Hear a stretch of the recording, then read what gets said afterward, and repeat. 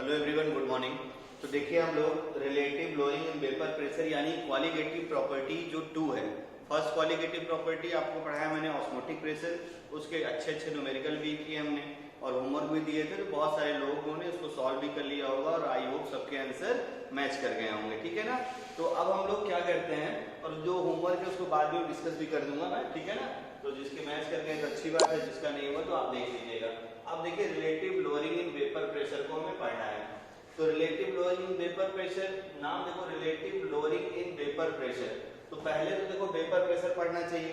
अब vapour pressure क्या होता है ये आप बहुत अच्छे से, इसकी पूरी कहानी डिटेल आपको मैं बता चुका हूँ, बस हल्का हल्का रिवीजन कर देता हूँ ताकि आपका एक बार रिवाइज हो जाए। आपको देखो मैंने क्या बताया था रिलेटिव लोअरिंग वेपर प्रेशर के लिए कि मान लो अपने पास एक लिक्विड है ना, और हमने मान लो ये लिक्विड यहाँ भर दिया। अब मान लो लिक्विड तुम्हारा वोलाटाइल है, तो वोलाटाइल अगर है लिक्विड तुम्हारा, ठीक है, मतलब जो भी तुम्हारा लिक्विड उससे कोई मतलब नहीं है, ठीक है। ये आपका कोई भी लिक्विड हो, जैसे मान लो हम लोग वाटर ले लेते हैं, ऐसे मान लो वाटर है, ठीक है ना। तो आपको अच्छे से पता है जब इसको हम लोग गर्म करेंगे, इसको हम लोग जब गर्म करेंगे और गर्म कितने डिग्री सेल्सियस में करेंगे आपको अच्छे से पता है। वाटर का बॉइलिंग पॉइंट कितना होता है 100 डिग्री सेल्सियस। तो ये देखो यहाँ से जो लिक्विड वाले मॉलिक्यूल हैं, ये लिक्विड वाले मॉलिक्यूल यहाँ वेपर के फॉर्म में जाना शुरू कर देंगे। तो यहाँ पे ये बन गया तुम्हारा वेपर। अब क्या मैंने बताया था कि एक टाइम ऐसा जरूर आएगा, एक टेम्परेचर, यानी कि वही टेम्परेचर है 100 डिग्री सेल्सियस, जिसपे क्या होता है रेट ऑफ वेपोराइजेशन जो है ना सेम एज, ठीक है ना, क्या हो जाता है तुम्हारा मतलब इक्विलिब्रियम आ जाती है। Rate of vaporisation is same as rate of condensation. पूरे कंडेंसेशन क्या होगा कि इस पूरे रिएक्शन में एक ऐसा जरूर आपको इक्विलिब्रियम मिलेगी जब rate of vaporisation same as क्या हो जाएगा रेट ऑफ कंडेंसेशन, ठीक है ना। तो एक्चुअली में क्या होता है उस टाइम पे जैसे ये सेम होता है, तो ये जो वेपर का मॉलिक्यूल है ये लिक्विड के सरफेस पे एक प्रेशर लगाता है। जो वेपर का मॉलिक्यूल है ये लिक्विड के सरफेस पे क्या लगाएगा प्रेशर, और इसी प्रेशर को हम लोग नाम क्या देते हैं वेपर प्रेशर। तो ये कहानी आपको बहुत अच्छे से मैंने बताई थी। थोड़ा सा और इसको इक्वेट कर दूंगा तो थोड़ा और अच्छा समझ में आ जाएगा आपको, ठीक है ना। तो देखो ध्यान से क्या होता है एक्चुअली में जब रेट ऑफ वेपोराइजेशन और ये सब सेम होते हैं तो वाटर है ना, वाटर लिक्विड, ठीक है ना, और वाटर गैसियस का यानी वाटर जो वेपर मॉलिक्यूल है इनके बीच में एक इक्विलिब्रियम स्टेबल हो जाती है, ठीक है ना। तो अब देखो ध्यान से इस कंडीशन पे आप अगर देखो ध्यान से, आपको मैं बोलूं कि जरा मुझे केपी का एक्सप्रेशन बताओ। तो केपी याद करो इक्विलिब्रियम वाले चैप्टर में, यानी इक्विलिब्रियम कांस्टेंट। अब याद करो एट कांस्टेंट प्रेशर, तो उसमें सिर्फ गैसियस वाला ही दिया जाता था। तो प्रेशर देखो इसका H2O डिवाइडेड बाय ना लिक्विड का 1, लिक्विड सॉलिड हम लोग इग्नोर ही कर लेते थे याद हो।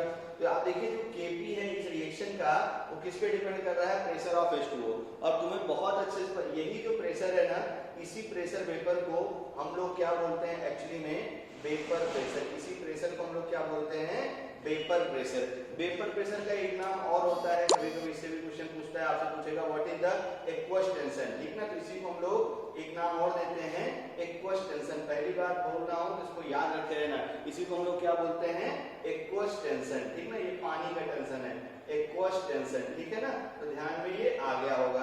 अब देखना ध्यान से, तुम्हें बहुत अच्छे से पता है, सब पॉइंट वाइज करके नोट करते चले जाइएगा। अगला पॉइंट देखो ध्यान से, आपको अच्छे से पता है सिंस जो आपका Kp and Kc only depends upon temperature था, Kp एंड Kc, ठीक है ना, याद करिए Kp and Kc only depends upon temperature, only depends on temperature. तो हम लोग मेनली क्या बोलेंगे कि जो आप वेपर प्रेशर किस पे डिपेंड करेगा यानी टेम्परेचर पे, ठीक ना। तो दैट इज करके मैं क्या बोल सकता हूं, that is vapour pressure is also depends on temperature. Vapour pressure is also depends on temperature, मतलब टेम्परेचर पे ही डिपेंड करता है, और बाकी और सारे फैक्टर पहले भी आपको मैं पढ़ा रखा हूं, ठीक है ना। तो अब ये हो गया वेपर प्रेशर किन किन चीजों पे डिपेंड करता है, ये सब चीजें आप बहुत अच्छे से जानते हैं। अब अगर मान लो हम वेपर प्रेशर बात करते हैं वाटर के लिए फॉर H2O, ये डेटा थोड़ा न्यूमेरिकल के लिए काम आएगा तो हम लोग इसको याद कर लेते हैं, ठीक ना। फॉर H2O और अगर 25 डिग्री सेल्सियस पे for H2O at 25 degree Celsius, अच्छे से दिमाग में बैठा लेना। For H2O at 25 degree Celsius जो वेपर प्रेशर होता है वाटर का, ठीक ना, वेपर प्रेशर H2O जो होता है इसको हम लोग एकदम फिक्स कर लो। एक्चुअली में तो होता है ये 23.8, लेकिन न्यूमेरिकल के लिए हम लोग 25 24 लेके सॉल्व करेंगे तब भी कोई दिक्कत नहीं होगा। तो यानी 23.8 टॉर होता है ये, और यानी इसी को हम लोग जब भी न्यूमेरिकल बनाएंगे तो न्यूमेरिकल के लिए हम लोग इसको 24 टॉर रख के न्यूमेरिकल हमेशा सॉल्व करेंगे। तो यहाँ तक आपको क्लियर हो गया होगा। एक एक्सप्रेशन और मुझे बताना था, तो वो एक्सप्रेशन मैं यहाँ पे लिख देता हूँ। जैसे मान लो कि हम लोग वेपर प्रेशर अलग अलग टेम्परेचर पे मेजर करें, ठीक ना, हम लोग वेपर प्रेशर क्या करें, अलग अलग टेम्परेचर पे मेजर करना चाहते हैं। तो मान लो इसी रिएक्शन में हम लोग बात करते हैं, तो मान लो टेम्परेचर T1 पे वेपर प्रेशर P1 है, और जो आपका Kp है वो मान लो Kp2 Kp1 है ना। अलग अलग टेम्परेचर पे हम लोग इसको अगर एक्सप्रेशन को सॉल्व करेंगे तो वेपर प्रेशर को न्यूमेरिकली कैलकुलेट करने के लिए एक एक्सप्रेशन है जिसको हम लोग क्या बोलते हैं, क्लासियस, ठीक ना, क्या बोलते हैं हम लोग, क्लासियस क्लैपेरॉन इक्वेशन। अभी याद रख लीजिए, कई बार इसको हमारे काम में पड़ेगा, क्लासियस क्लैपेरॉन इक्वेशन। ये देखो क्या है, जैसे मान लो एट है ना टेम्परेचर, मैं टेम्परेचर मान लो T1 बोलूं, टेम्परेचर T1 पे इक्विलिब्रियम कांस्टेंट Kp1 है और जो वेपर प्रेशर है वो P1 है। ऐसे ही मान लो एट जब हम लोग टेम्परेचर T2 है ना, T2 पे मान लेते हैं इक्विलिब्रियम कांस्टेंट Kp2 है और आपका प्रेशर कितना, वेपर प्रेशर P2 है। तो हमें इसका एक रिलेशन बताया था, किसने बताया था, क्लैपेरॉन ने। किसने बताया था, क्लासियस और क्लैपेरॉन ने। और एक्सप्रेशन जो है आपको शायद याद हो, तो याद कर लीजिएगा इसको, क्या था बोलो, लॉग है ना, थर्मोडायनेमिक्स वाले चैप्टर में बताया था, थर्मोडायनेमिक्स एंड थर्मोकेमिस्ट्री में, याद करिए लॉग, ठीक है ना। क्या बताया था मैंने, याद करो, P2/P1 है ना, क्या था देखो, लॉग P2/P1 इक्वल टू क्या था, डेल्टा H, स्टैंडर्ड वाली कंडीशन पे क्या था, 2.303 R, और विद इन ब्रैकेट में आप याद करो जो डिनोमिनेटर में था उसका टेम्परेचर पहले लिखते थे 1/T1 और माइनस क्या होता था 1/T2, ठीक है ना। तो ये आपको अच्छे से समझ में आ गया होगा। बहुत इंपॉर्टेंट एक्सप्रेशन है, केमिकल काइनेटिक्स और केमिकल और ये क्लासियस क्लैपेरॉन इक्वेशन को मिला के, ठीक ना, बहुत अच्छा क्वेश्चन बनता है।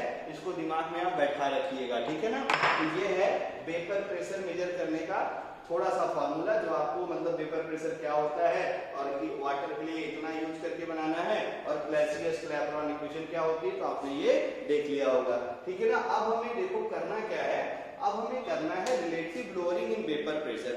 तो पहले ये है क्या, पहले इसकी कहानी सीखी जाए कि RLVP है क्या, ठीक है ना। तो ये देखो ध्यान से, मैं अब यहाँ पे बोलता हूँ, अब जब भी हमें ये लिखना रहेगा relative lowering in vapour pressure, तो इसको हम लोग शॉर्ट में लिखेंगे RLVP। क्या लिखेंगे, RLVP, ठीक है ना। तो relative lowering in vapour pressure क्या होता है, पहले इसकी थोड़ी बहुत कहानी आप सुनिए।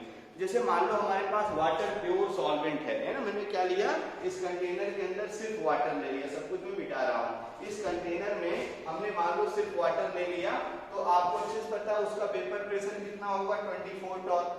अब हम क्या करते हैं, इसी पानी में, ठीक है ना, कोई भी नॉन वोलेटाइल सॉल्यूट ऐड कर देता हूं मैं। जैसे मान लो मैंने ग्लूकोज इसमें मिला दिया, शुगर मिला दिया, इस टाइप की चीजें मैंने इसमें ऐड कर दी, क्योंकि क्या है, नॉन वोलेटाइल, क्योंकि आपको पता है ना राउंड स्टॉप भी लगाना है, इसके केस में इसलिए मैं नॉन वोलेटाइल बोल रहा हूँ। तो जब हम लोग क्या करते हैं, कोई भी इम्प्योरिटी मिला दें जो कि वाटर में सॉल्युबल है, तो क्या करेगा, देखो उसके वेपर प्रेशर को डिक्रीज कर देगा, और वेपर प्रेशर घटता है तो मैसेज पता है बॉइलिंग पॉइंट बढ़ जाता है, और मैंने पहले ही बोला था बॉइलिंग पॉइंट के फैक्टर में सॉल्युबल इम्प्योरिटी मिलाओ तो बॉइलिंग पॉइंट क्या होता है, बढ़ जाता है। तो जब वाटर था अपने पास, तो वाटर के अंदर अगर ध्यान से देखिए, वाटर का केस लेके करते हैं, मान लो कोई भी लिक्विड, उससे कोई दिक्कत नहीं है। तो रिलेटिव लोअरिंग वेपर प्रेशर हम लोग समझेंगे कैसे। जैसे मान लो अपने पास लिक्विड है ना, ये अपने पास लिक्विड है, और हमने क्या किया, अभी ये लिक्विड प्योर फॉर्म में था, तो ये है मान लो अपना, हमने क्या कर दिया, ये अपना सॉल्वेंट है, ठीक है ना। अब हम लोग क्या करते हैं, इसमें हम लोग सोल्यूट मिलाते हैं, इसमें हम लोग क्या मिलाते हैं, सोल्यूट। और सोल्यूट कैसा है बोलो, नॉन वोलाटाइल, ठीक है ना। सोल्यूट कैसा है बोलो, non volatile, solute non volatile है। अब जब मिक्स करेंगे तो अब देखो यहाँ पे आपको एक सोल्यूशन मिल जाएगा। बहुत अच्छे से ध्यान से समझिए, एक ही बार में आपको ये समझ में आ जाएगा। तो हमारे पास ये जो सॉल्वेंट मॉलिक्यूल है, ठीक है ना, हम लोग क्या करते हैं भाई, ये प्योर फॉर्म में है, तो हम लोग क्या करते हैं, इस सॉल्वेंट का प्योर फॉर्म में है, तो इसलिए प्योर फॉर्म में इसका वेपर प्रेशर हम लोग मेजर कर लेते हैं, और वो वेपर प्रेशर मान लो P0 के बराबर है। किसके बराबर है, P0 के बराबर है। इसमें हमने क्या किया, नॉन वोलाटाइल सॉल्यूट जो है मिला दिया।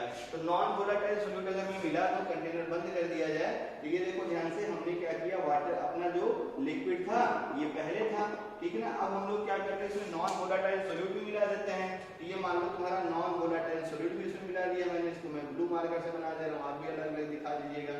तो अब देखो क्या होगा कि हम लोग जब नॉन वोलेटाइल सॉल्यूट मिलाते हैं तो यहाँ पे जो वेपर बनी है, यहाँ पे जो वेपर बनी है इसका वेपर प्रेशर कितना है P नॉट, और यहाँ पे जो वेपर बनी ना इसका जो है वेपर प्रेशर हम लोग मान लेते हैं, इसका वेपर प्रेशर किसके बराबर है, इसका वेपर प्रेशर PS के बराबर है। वो अच्छे देखो ध्यान से, अपने पास प्योर सॉल्वेंट था और प्योर सॉल्वेंट का जब हमने वेपर प्रेशर मेजर किया, ठीक ना, कुछ भी लिक्विड हो, कुछ भी हो, कोई लिक्विड नहीं जो है, चाहे जो लिक्विड आपको मन करे वो लिक्विड ले लीजिए आप। ये है आपका सॉल्वेंट, तो सॉल्वेंट हमने लिया, अभी सॉल्वेंट प्योर था, मतलब अभी सॉल्वेंट क्या है तुम्हारा प्योर है। तो प्योर स्टेट में हमने इसका वेपर प्रेशर मेजर किया और वो किसके बराबर है, P नॉट के बराबर है। फिर हमने क्या किया, इसमें नॉन वोलेटाइल सॉल्यूट मिला दिया। अब जब नॉन वोलेटाइल सॉल्यूट इसमें मिल गया तो देखो ये क्या बन गया तुम्हारा सॉल्यूशन, और सॉल्यूशन जब बना ना तो हमने ऑब्जर्व किया कि इसका जो वेपर प्रेशर वो PS आ गया। अब मैं क्या करूंगा, इन दोनों को कंपेयर करूंगा। तो जब इन दोनों को मैं कंपेयर करता हूं तो हमें मिलता क्या है कि जो P नॉट की वैल्यू है ना ये हमेशा PS से बड़ी आती है। अब ऐसा क्यों हो गया, पहले इसका रीजन समझिए, फिर आपको RLBP में सिखाता हूं। तो मैं बोलूं कि जो P नॉट की वैल्यू है, ठीक ना, ये ऑलवेज ग्रेटर देन PS होती है। P नॉट की वैल्यू ऑलवेज ग्रेटर देन क्या होती है, PS, और इसका रीजन बताइए क्यों होता है। तो आप अच्छे से देखिए, जब आप पहले तो कॉन्सेप्ट पहले से ही पता है, नॉन वोलेटाइल सॉल्यूट में मिलाऊंगा तो सॉल्वेंट वाला जो लिक्विड वाला मॉलिक्यूल है, इंटरमॉलिक्यूलर स्पेस था इसमें, तो जब सॉलिड मिलाओगे तो सॉलिड क्या करेगा, इसके इंटरमॉलिक्यूलर स्पेस को भरेगा, यानी फोर्स जो इंटरमॉलिक्यूलर स्पेस कम होगा, इंटरमॉलिक्यूलर स्पेस भरने के साथ जब कम होगा, भाई सॉलिड जाके वहां फिलअप होना शुरू हो जाएगा, तो कम होगा तो क्या होगा, फोर्स ऑफ अट्रैक्शन बढ़ गया, और फोर्स ऑफ अट्रैक्शन बढ़ने तुम अच्छे जानते हो वेपर प्रेशर क्या होता है, बढ़ जाता है। एक तो ये तरीका हो गया। दूसरा तरीका ये भी है, आप देखो ध्यान से, कि जैसे हम लोग यहाँ पे मिला देंगे सॉल्यूट वाला मॉलिक्यूल, ठीक है ना, तो क्या होगा कि जो सॉल्वेंट था तुम्हारा लिक्विड और सॉल्यूट जो यहाँ मिला हुआ है नॉन वोलेटाइल है। तो अभी देखो जो सॉल्वेंट प्योर था इसमें ढेर सारा अवेलेबल था इसके मॉलिक्यूल को बाहर निकलने का, लेकिन यहाँ देखो ये वाला मॉलिक्यूल इसके ऊपर सॉल्यूट पड़े हुए, जिसको बाहर निकलने देंगे क्या, तो नहीं निकलने देते हैं। यानी जब भी हम लोग, ठीक ना, सॉल्यूट नॉन वोलेटाइल मिलाते हैं तो सरफेस एरिया जो अवेलेबल होती है इवेपोरेशन के लिए, ठीक ना, वो क्या होती है, वो थोड़ी सी कम हो जाती है। और अगर वो कम हो गया तो तुम्हें अच्छे से पता है वेपोराइजेशन सरफेस मिलेगा नहीं बाहर निकलने का, तो जब ये बाहर निकलेगा नहीं, यहाँ पे अगर देखो ध्यान से, यहाँ पे ढेर सारा सरफेस है इसको वेपोराइज होने का, लेकिन यहाँ पे देखो वेपोराइजेशन ज्यादा अच्छा नहीं हो पाएगा क्योंकि सरफेस बहुत कम अवेलेबल है इस मॉलिक्यूल को बाहर निकालने के लिए। तो एक फैक्टर को जो एक्सप्लेन की थी मैंने बॉइलिंग पॉइंट के फैक्टर में, और सरफेस एरिया वाला मैं यहाँ लिख देता हूँ ताकि ये दोनों चीजें आपको याद में रहे। तो यहाँ से क्या होगा कि सॉल्वेंट मॉलिक्यूल को बाहर निकलने का जो सरफेस एरिया था वो घट गया, और अगर वो घट गया तो वेपोराइजेशन घट जाएगा, वेपोराइजेशन घट जाएगा तो आपको अच्छे से पता वेपर प्रेशर डिक्रीज कर जाएगा, ठीक है ना। ये तो हो गई भाई जो है क्यों ऐसा होता है, ध्यान से सुनते रहना सब कहानी। तो मैं यहाँ पहली बात बोलता हूँ, ये आपका P not is greater than PS always, और तुमसे पूछे कि आप इसका जरा रीजन बताइए क्या होगा, तो इसके एक रीजन को तो मैंने पहले बोला था, तो उसको मैं ऐसे लिख देता हूँ, ये देखो R1, ठीक है ना, R1 कहाँ बताया था मैंने, देखो बॉइलिंग पॉइंट वाले टॉपिक में, तो ऐसे लिख देता हूँ मैं, बॉइलिंग पॉइंट टॉपिक में रीजन 1 था, ठीक ना, बल्कि रीजन ही लिख दूं मैं, ज्यादा अच्छी तरीके से याद रहेगा आपको, बिकॉज, ठीक ना, तो पहला रीजन, ठीक है ना, 1, ये कहाँ पढ़ा था, ठीक ना, बॉइलिंग पॉइंट वाले टॉपिक में, ठीक ना, यानी अच्छे से लिख दे रहा हूं मैं, ये मैंने पढ़ा था कहाँ पे, बॉइलिंग पॉइंट टॉपिक में, ठीक ना, याद रखे रहना, और इसको प्लीज आज ही रिवाइज कर लेना ताकि और अच्छे से समझ में आ जाए। फिर इसके बाद देखो ध्यान से, रीजन नंबर 2 है ना, वीडियो पीछे पड़े हुए हैं आप देखते रहिएगा, रीजन नंबर 2 देखो ध्यान से, रीजन 2 में अब बताता हूँ। अभी रीजन 2 मैंने क्या बोला कि सरफेस एरिया अवेलेबल, ठीक ना, ये मैं यहाँ लिख देता हूँ। होता क्या है कि जो सरफेस एरिया अवेलेबल होती है, सरफेस एरिया अवेलेबल, ठीक है ना, for evaporation, surface area available for evaporation of solvent molecule, surface area available for evaporation of, बोलो, सॉल्वेंट मॉलिक्यूल। मैं बोल रहा था पहले भी, सॉल्वेंट मॉलिक्यूल क्या करता है, घट जाता है, सॉल्वेंट मॉलिक्यूल के लिए बाहर निकालने के लिए जो एरिया था सरफेस वो क्या होता है, डिक्रीज कर जाता है। सॉल्वेंट मॉलिक्यूल, ठीक है ना, ये क्या होता है, डिक्रीज हो जाता है, ठीक है ना। ये आप अच्छे से याद रखे रहिएगा। मतलब क्या होगा कि जब एरिया का कम हो गया तो वेपोराइजेशन कम हो गया, वेपोराइजेशन कम हो गया तो वेपर प्रेशर ऑब्वियस ही बात है कम हो जाएगा। यहां तक शायद आपको समझ में आ गया होगा। तो हमेशा याद रखे रहिएगा, जो है आपका जब भी नॉन वोलाटाइल सॉल्यूट को हम लोग ऐड करते हैं प्योर सॉल्वेंट में तो वेपर प्रेशर उसका क्या होता है, घट जाता है। अब देखना ध्यान से, इसकी और कहानी देखते हैं हम लोग। यहां देखो क्या लिखा मैंने, लोअरिंग इन वेपर प्रेशर। क्या लिखा मैंने, लोअरिंग इन वेपर प्रेशर। तो देखो जरा ध्यान से, पहले इसका प्योर स्टेट में वेपर प्रेशर कितना था, P0, और घट के कितना हो गया, PS। तो मैं अगर तुमसे बोलूं कि जरा मुझे बताइए लोअरिंग इन वेपर प्रेशर, और इसके बाद ये सब लिखने के बाद स्टार बना के लिखना शुरू करेंगे। तो अगर मैं बोलूं देखो लोअरिंग इन वेपर प्रेशर, तो अब बताइए लोअरिंग इन वेपर प्रेशर पहले कितना था, P0, पहले कितना था, P0, और घट के कितना हो गया, PS। तो इसी चीज को हम लोग क्या बोलते हैं, लोअरिंग इन वेपर प्रेशर। अभी जो है कितना घटा भी रिलेट नहीं किया मैंने, तो ये लोअरिंग इन वेपर प्रेशर है, इसको हम लोग लिखते हैं डेल्टा P से। किससे लिखेंगे, डेल्टा P से। दिमाग में बैठा, लोअरिंग इन वेपर प्रेशर क्या होता है, P0 माइनस PS, ठीक है ना। और फिर देखो ध्यान से, अब हमें क्या पढ़ना है, हमें पढ़ना है relative lowering in vapour pressure. Qualitative की डेफिनेशन भी यही थी, किसी के रिस्पेक्ट में और किसी से रिलेट करके बताएंगे। तो ये मैंने तो रिलेट मतलब किसी से जोड़ तो दिया मैंने, किसी के साथ में बता रहा हूँ, लोअर तो कर दिया किसी के रिस्पेक्ट में, लेकिन रिस्पेक्ट मतलब किसी के रिस्पेक्ट में मैंने कम तो कर दिया, लेकिन किसी से रिलेट नहीं किया। तो अगर मुझसे पूछे कि अब बताइए जरा relative lowering in vapour pressure कितना होगा, यानी RLVP, तो अब देखो ये हो गया डेल्टा P यानी लोअरिंग इन वेपर प्रेशर। अब मैं इसको रिलेट कर देता हूं, तो रिलेट करूंगा किससे, P0 से, ठीक है ना। किससे रिलेट करूंगा मैं, प्योर सॉल्वेंट वाले वेपर प्रेशर से, क्योंकि जैसे देखो इंप्योरिटी तुम मिलाते रहोगे तो PS तो घटता बढ़ता रहता है, लेकिन P0 हमेशा क्या रहता है, कांस्टेंट। तो ये जो टर्म मिला अपने को, इसी टर्म को हम लोग क्या बोलते हैं, relative lowering in vapour pressure. RLVP equal to क्या होता है, P0 minus PS divided by P0। हमेशा इसको दिमाग में आप रखे रहिएगा।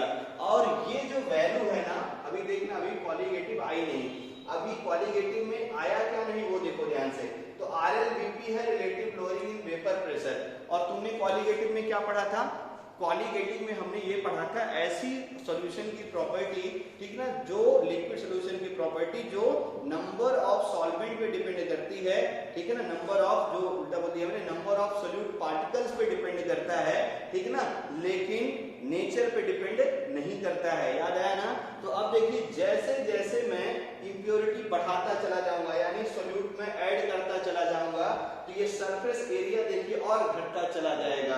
और सरफेस एरिया अगर और घटता चला जाएगा तो आपको अच्छे से पता है PS की वैल्यू और ज्यादा घटती चली जाएगी एज रिस्पेक्ट टू P0, ठीक है ना। तो ये देखेंगे हम लोग डेल्टा P ओवर P0, ये क्या है तुम्हारा relative lowering in vapour pressure. और यहां मैं लिख दे रहा हूं, ये जो वैल्यू है ये किस पे डिपेंड करती है, which depends on, ठीक है ना, प्रैक्टिकल करके भी देखा गया और थ्योरी से भी यार आपने को। अब ये चीजें मैं मिटा दे रहा हूं, ठीक है ना। तो ये जो प्रॉपर्टी है RLVP, ये आपकी डिपेंड करती है किस पे करती है, which depends on number of solute particle, which depends on number of solute particle, ये डिपेंड किस पे करती है, नंबर ऑफ सोल्यूट पार्टिकल्स पे। किस पे डिपेंड करती है, नंबर ऑफ सोल्यूट पार्टिकल्स, ठीक है ना। अच्छे से दिमाग में रखे रहना, ठीक है ना, नंबर ऑफ सोल्यूट पार्टिकल्स। क्यों, ये भी रीजन लिख दिया जाए, because it affect the surface area, ठीक ना, बिकॉज इट्स क्या करता है, ये क्या कर रहा है देखो, अफेक्ट द सरफेस एरिया। अब सरफेस एरिया कौन सा, तो ये अभी थोड़ी देर पहले देखो लिखा हुआ भी है, आपको अच्छे से पता है, ठीक है। जो सॉल्वेंट का मॉलिक्यूल बाहर जाना चाहता था वेपोराइज होने के लिए, उसको जाने से क्या करता है, रोक देता है, ठीक है ना। तो I hope relative lowering vapour pressure आपको क्लियर हो गया होगा, ठीक ना। तो लोअरिंग वेपर प्रेशर अगर पूछेगा तो क्या निकालेंगे, P0 माइनस PS। और जब RLVP पूछेगा तो हम लोग क्या निकालेंगे, P not minus PS divided by P not. अब ये किस पे डिपेंड करता है, इसको हम लोग वीडियो के अगले पार्ट में करते हैं। Thank you.